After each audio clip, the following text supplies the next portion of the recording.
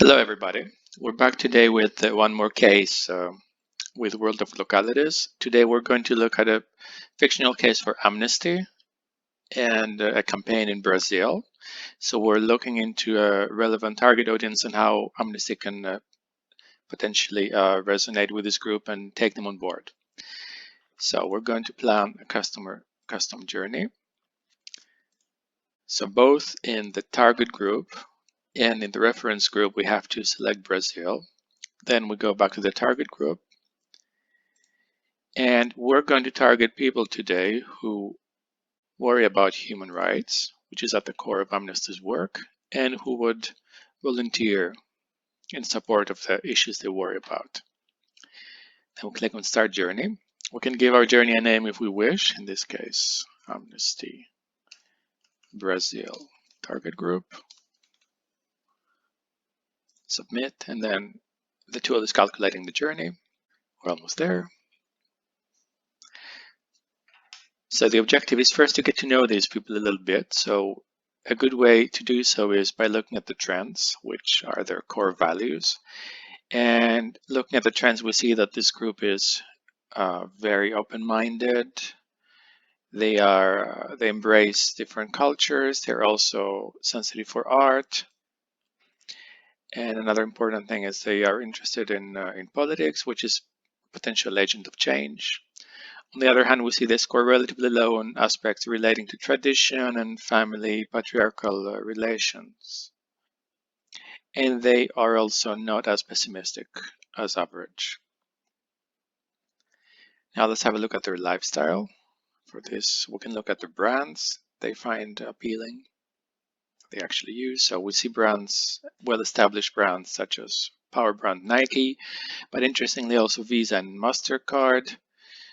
And this potentially points to this group being more affluent. So this also an indication that they could be suitable for a donation. Looking at the Brazilian brands, we see Natura, which is an established eco-conscious personal care brand. Let's now have a look at their media consumption. Okay, in media, we have categories such as social media that they use, newspapers that they read, and TV channels. And we see that Twitter stands out. They use it relatively more often.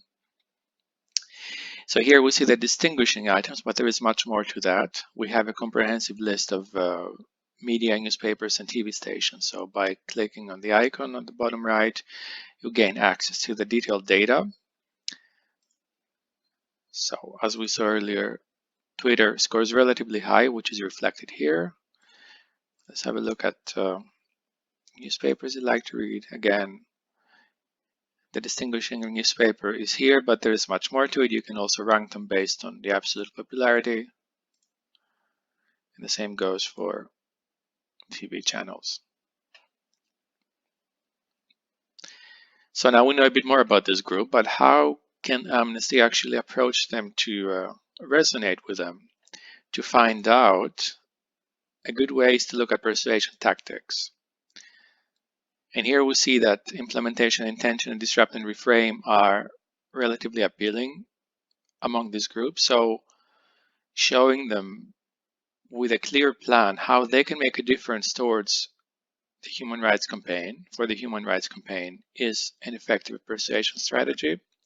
But also making them look at the issue of human rights in a different way would also catch their attention. On the other hand, employing attractive ambassadors is less likely to catch their attention. So that's why we see it in the low scoring category.